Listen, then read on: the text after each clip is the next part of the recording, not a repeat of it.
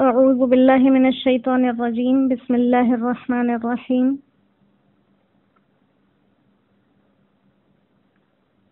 رب المشرق والمغرب لا الہ الا هو فاتخذہ وکیلا واصبر علی ما یقولون واہجرہم ہجرا جمیلا۔ دو آیات مبارکہ کا ترجمہ گزر چکا ہے اور ایک آیت مبارکہ آیت نمبر 10 اس کی تفسیر پر انشاءاللہ بات کریں گے۔ پہلے اس کے ساتھ آگے کچھ آیات کا ترجمہ دیکھ لیتے ہیں۔ آپ کو نصیحت کی گئی کہ یہ لوگ جو کچھ کہتے ہیں دین کے بارے میں، آپ کو ستاتے ہیں، اس پر آپ صبر کیجئے اور ان کو اچھے طریقے کے ساتھ چھوڑ دیجئے۔ پھر اللہ سبحانہ و تعالیٰ فرماتے ہیں کہ ان کی فکر آپ نہ کریں، وَذَرْنِي، اور مجھے چھوڑ دیجئے۔ اللہ فرما رہے ہیں کہ چھوڑ دیجئے مجھے، وَالْمُكَذِّبِينَ، اور ان جھٹلانے والوں کو، اُولِي النَّعْمَةِ، جو آرام میں رہے ہیں، وَمَهِّلْهُمْ، اور مہلت دیجئے ان کو، قَلِيلًا، تھوڑی سی۔ إِنَّ لَدَيْنَا، بے شک ہمارے پاس، انکالا، بیڑیاں ہیں، وجحیما، اور آگ کا ڈھیر، جہنم، وطعاما، اور ایسا کھانا ہے، ذا غصۃ، جو کہ گلے میں اٹکنے والا ہے، وعذابا علیما، اور عذاب ہے دردناک۔ یوم، جس دن، ترجف الارض، کانپے گی زمین، والجبال، اور پہاڑ، وکانت الجبال، اور پہاڑ ہو جائیں گے، کثیبا مہیلا، ریت کے پھسلتے ہوئے تودے۔ انا ارسلنا، بے شک ہم نے بھیجا ہے، الیکم، تمہاری طرف، رسولا، ایک رسول، شاہدن علیکم، جو تمہاری باتوں پر گواہ ہوگا، کما ارسلنا، جیسے ہم نے بھیجا تھا، الی فرعون، فرعون کے پاس، رسولا، رسول۔ فعصا فرعون الرسول، پھر فرعون نے اس رسول کی نافرمانی کی، فاخذناہ، تو ہم نے پکڑا، اخذا وبیلا، وبال کے اندر پکڑنا۔ صدق اللہ العظیم۔ یہاں پر اس وقت کے لوگوں کو براہ راست اور بعد میں آنے والوں کو انہی کے حوالے سے یہ بات بتائی جا رہی ہے کہ اگر کوئی انسان دین کے حوالے سے دین پہنچانے والوں کو اذیت دیتا ہے تو ان کی اذیت کچھ بھی نہیں ہے، ایک وقتی ہے، ایک عارضی ہے، اور یہ پیغمبروں کی سنت رہی ہے کہ جب کوئی بھی دین کی بات کو لے کر کھڑا ہوا تو انہیں پذیرائی نہیں ملی بلکہ ان کو مخالفت ملی ہے۔ آیت نمبر 9 کے اندر توکل کی بات تھی کہ توکل اللہ کی ذات پر کرنا چاہیے، تو توکل کسے کہتے ہیں؟ تو توکل یہ نہیں ہے کہ انسان ہر چیز کو چھوڑ چھاڑ کے بیٹھ جائے اور کہے کہ اللہ سب کرے گا، میرا اس پر بھروسہ ہے، اس کو توکل نہیں کہتے۔ توکل کا مطلب یہ ہے کہ جتنے اسباب اور جتنے ذرائع انسان کو میسر ہو روزی کمانے کے یا اپنی آزمائشوں کو، اپنی تکلیفات کو دور کرنے کے، جتنے بھی اسباب اللہ سبحانہ و تعالیٰ نے دیے ہیں، ان کو ہر طرح سے استعمال میں لائے، جو مقاصد حاصل ہو سکتے ہیں ان کے لیے دیے ہوئے اسباب کو اچھے طریقے سے، مکمل طریقے سے استعمال کرے، جو قوت، جو توانائی اللہ کی طرف سے دی گئی ہے اس کو اچھی طرح سے آزمائے، اسباب کو استعمال کرے، ان سب کو استعمال تو کرے لیکن ان پر یقین نہ کرے، اور نہ ہی ان کے اندر اتنا مگن ہو جائے کہ اس کے خلاف یا اس کے بغیر کچھ ہونے کا یقین ختم ہو جائے، بلکہ مادی اسباب کو استعمال کریں، اس میں زیادہ یقین نہ رکھیں، بلکہ یوں کہیں کہ اسباب ہم نے استعمال کر لیے، اب اس کے نتیجے اللہ کے سپرد ہیں، تو اس کو توکل کہیں گے کہ اسباب کو اختیار کریں لیکن اسباب پر یقین نہ ہو، یقین اللہ کی ذات پر ہو۔ یہ جو مفہوم ہے یہ خود آپ صلی اللہ علیہ وآلہ وسلم سے نقل کیا گیا ہے۔ اسی طرح ایک حدیث مبارکہ کے یہ بھی الفاظ ہیں کہ آپ صلی اللہ علیہ وآلہ وسلم نے ارشاد فرمایا، اللہ کمی بیش معاف فرمائے، کہ کوئی شخص اس وقت تک نہیں مرے گا جب تک کہ وہ اپنے مقدر میں لکھا ہوا اللہ کا رزق پورا حاصل نہ کر لے۔ اس لیے تم اللہ سے ڈرو اور اپنے مقاصد کی طلب میں اختصار سے کام لو، زیادہ منہمک مت ہو، اور اللہ تعالی پر ہی توکل کرو۔ تو یہی اس حدیث مبارکہ سے بھی مفہوم نکلا کہ جتنا کچھ اللہ نے دے رکھا ہے وہ ہر انسان کو ملے گا، کسی انسان کو آسانی سے، کسی کو مشقت سے، بہرحال نہ اس سے زیادہ ملے گا نہ اس سے کم ملے گا۔ جب وہ مکمل ہو جائے گا اللہ کا لکھا ہوا تو انسان کی موت آ جائے گی، اس سے پہلے نہیں آ سکتی۔ لیکن ساتھ کہا کہ تم اللہ سے ڈرو، اپنے رزق کی تلاش میں یا اپنی ضروریات کی تلاش میں اتنے گم مت ہو جاؤ کہ تمہیں یہ یاد ہی نہ رہے کہ جو تم نے اس دنیا کے اندر ذمہ داریاں اٹھانی تھی ان سے غافل ہو جاؤ، اور مقاصد کی طلب میں اختصار حاصل کریں، اختصار سے کام لیں۔ تو یہ چیز جو ہے وہ آج کل ہم لوگوں نے چھوڑ دی ہے۔ اپنے دنیاوی مقاصد کے لیے صبح سے شام تک اور شام سے صبح تک ہر انسان کی دوڑ لگی ہوئی ہے، دنیا کو ہی اصل مقصد بنا لیا ہے، اور یہ ہر ایک اپنی آنکھ سے دیکھ رہا ہے کہ یہ رہنے کی جگہ نہیں ہے اور نہ ہی ہمیشہ کا گھر ہے۔ اسی طرح حضرت ابو ذر غفاری رضی اللہ تعالیٰ عنہ کی بھی ایک روایت ہے کہ آپ صلی اللہ علیہ وآلہ واصحابہ واہل بیتہ اجمعین نے فرمایا کہ ترک دنیا یہ نہیں ہے کہ اللہ کی حلال کی ہوئی چیز کو اپنے لیے حرام کر لیا جائے، یا جو مال انسان کے پاس ہو اسے بلا وجہ اڑا دیا جائے، بلکہ ترک دنیا یہ ہے کہ انسان کا اعتماد اللہ تعالیٰ کے ہاتھ میں موجودہ چیزوں پر اس چیز کی نسبت زیادہ ہو جو خود اس کے پاس ہے۔ لہذا انسان کو ہر حال میں اللہ کی طرف متوجہ رہنا اور اسباب کو اختیار کرنا یہ اصل میں توکل ہے۔ اس کے بعد کہا وَاصْبِرْ عَلَىٰ مَا يَقُولُونَ، جو یہ باتیں کرتے ہیں ان پر صبر کیجیے، اور یہ سب سے مشکل مقام ہے، اور جس کو سلوک کہتے ہیں صوفیاء کرام کی زبان میں، اس میں یہ سب سے اعلیٰ ترین مقام ہے کہ جس دشمن کی خیر خواہی کے لیے انسان اس کو ہمدردی کے ساتھ راہ راست پر لانا چاہتا ہے، اسے اللہ اور اس کے رسول کے طریقوں پر لانا چاہتا ہے، اور اس کے اندر اپنی ساری قوت توانائی لگا دیتا ہے، اس پر اسے بدلے میں لوگوں کی اذیتیں اور تکلیفیں اور گالیاں برداشت کرنی پڑیں۔ تو یہ سب سے اعلیٰ ترین مقام ہے کہ دین کے لیے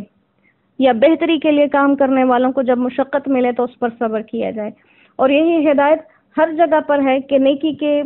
مقابلے میں اگر تمہیں کوئی برا بلا کہے تو اس کا جواب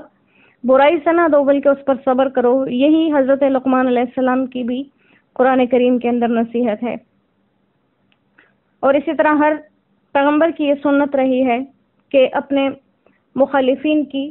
تکلیفوں پر صبر کرتے رہے، اور ساتھ میں آپ کو ہدایت دی گئی کہ یہ لوگ جو کہیں اس پر تو صبر کیجیے ہی، اور ان کے ساتھ مت ملیں کہ آپ کا اور ان کا فرق ختم ہو جائے، بلکہ ان کو ڈراتے رہیں لیکن فرق آپ کا واضح موجود رہنا چاہیے۔ ایمان والوں کو بغیر ایمان والے لوگوں سے ممتاز نظر آنا چاہیے۔ تو کہا ان کے ترک کے تعلقات میں ایسا طریقہ اختیار کریں کہ وہجرہم، ان کو چھوڑ دیں، ان کی اذیت دینے کے بدلے میں ان کو کیا کر دیں، ان کے ساتھ تعلقات چھوڑ دیں۔ اور عموماً ایسا ہوتا ہے کہ جب انسان کسی سے تعلق توڑتا ہے، اس سے بیزاری کا اظہار کرتا ہے، تو اسے برا بلا بھی کہتا ہے اور اس کے ساتھ شکوے شکایات بھی کرتا ہے، اور انسان کے چہرے اور جسم کے ہر حصے سے اس انسان کے خلاف بیزاری ظاہر ہوتی ہے۔ لیکن یہاں پر آپ کو چھوڑنے کے ساتھ ساتھ ایک خوبصورت اضافہ اللہ سبحانہ و تعالیٰ نے کیا کہ حجرن جمیلا، یہ جو آپ ان کے ساتھ ترک تعلقات کریں گے یہ آپ کے اعلیٰ منصب اور آپ کے خلق عظیم کا تقاضا ہے کہ جن کے ساتھ آپ تعلقات چھوڑ رہے ہیں ان کو بھی زبان سے برا مت کہیں۔ زبان سے برا کہنے کی ممانعت کی گئی کہ ان کو بالکل آسانی کے ساتھ اور اچھے طریقے سے چھوڑ دیں، ان کے تعلق کو تو یہی انسان کو بھی نصیحت کی گئی ہے کہ اگر اپنے خلاف کوئی انسان دنیاوی معاملہ یا کسی بھی قسم کا آ جائے تو برا کہنے والوں کے ساتھ برا نہیں بن جانا چاہیے، کیونکہ اس سے آپ کا اور ان کا فرق ختم ہو جاتا ہے۔ بعض لوگوں نے کہا کہ یہ جو حکم ہے کہ کفار کو زبان سے برا بلا مت کہیں بلکہ ان کے ساتھ خاموشی سے ترک تعلق کریں، تو بعض حضرات فرماتے ہیں کہ جب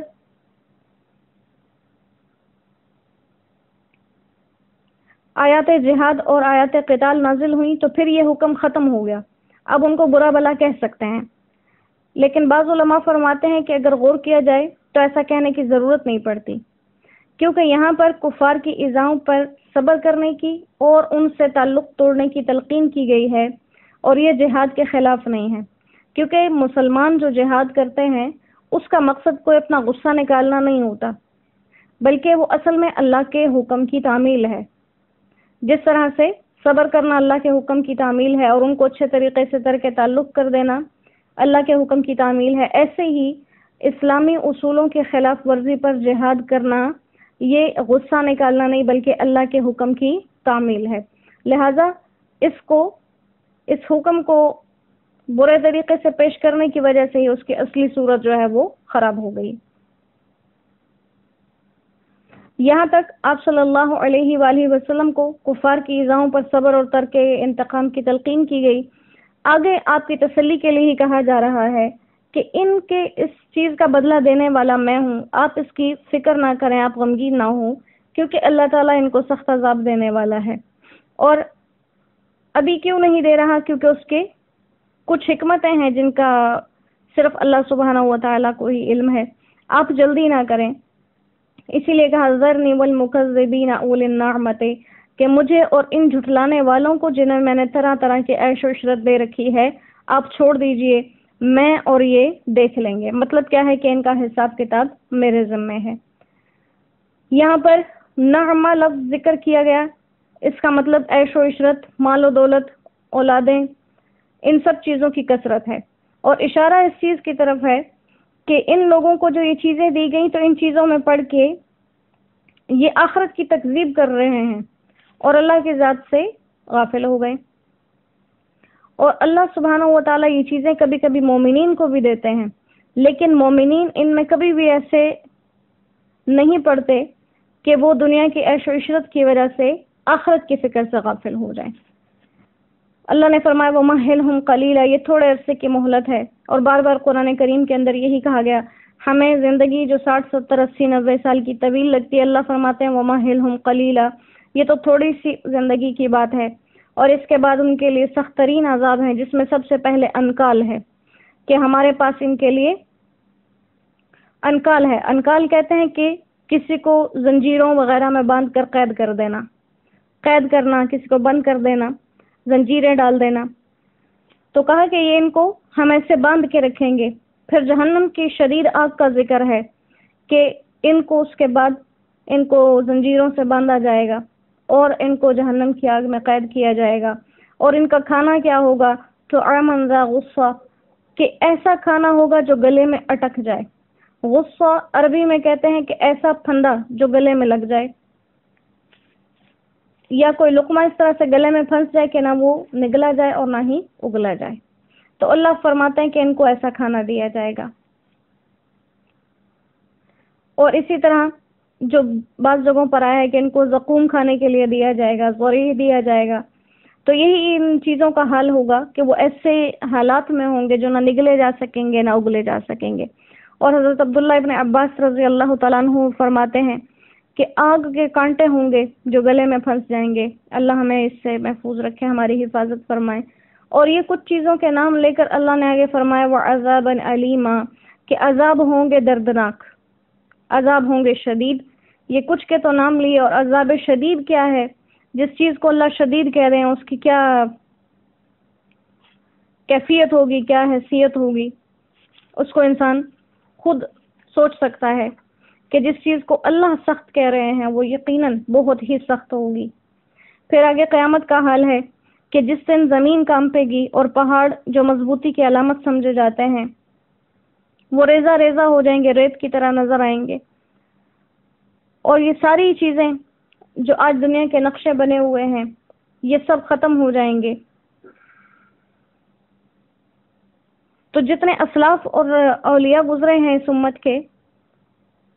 ان میں سے حضرت حسن بصری رحمہ اللہ کے متعلق یہ بات آتی ہے کہ ایک مرتبہ وہ روزے سے تھے، جب افطار کے وقت کھانا سامنے آیا تو یہ آیت آ گئی ان کے دھیان میں کہ کفار کے ساتھ یہ کام کیے جائیں گے، اور جس دن وہ انہیں کھانا دیا جائے گا وہ کھانا ایسا ہوگا جو ان کے گلے سے نہ نگلا جائے گا نہ اگلا جائے گا۔ تو اتنا خوف ان پر طاری ہوا کہ کھانا نہیں کھا سکے۔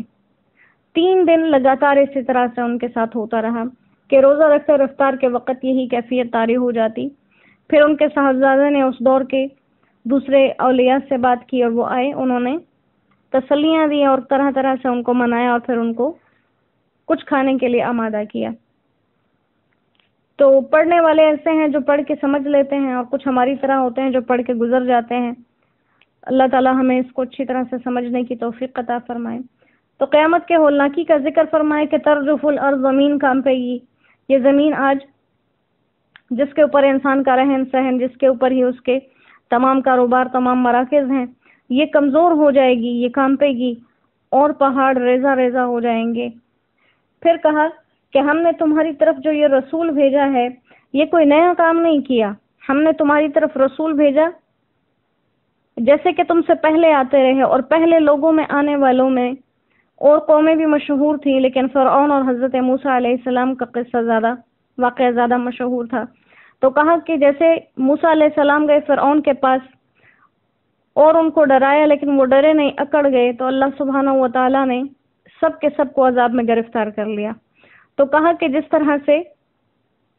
وہ حضرت موسیٰ علیہ السلام کی تکذیب کر کے عذاب میں گرفتار ہوئے، اگر تم بھی اسی طرح سے اپنی ہٹ درمی میں رہے اور اسی طرح سے اپنے کفر پر جمے رہے تو تم پر بھی کوئی ایسا ہی عذاب دنیا میں آ جائے گا۔ اور کہا کہ اگر دنیا میں کوئی نہ آئے تو آخرت کا عذاب تو ہے ہی، کہ آخرت کے عذاب سے تمہیں کوئی نہیں بچا سکے گا۔ اور کہا کہ ہم نے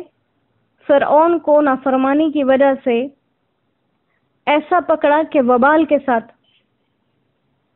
وبال میں گرفتار کر کے ان کو پکڑ لیا اور ان کو ہمیشہ ہمیشہ کے لیے، قیامت تک کے لیے عبرت کا نشان بنا کر جگہ جگہ پر ذکر کیا۔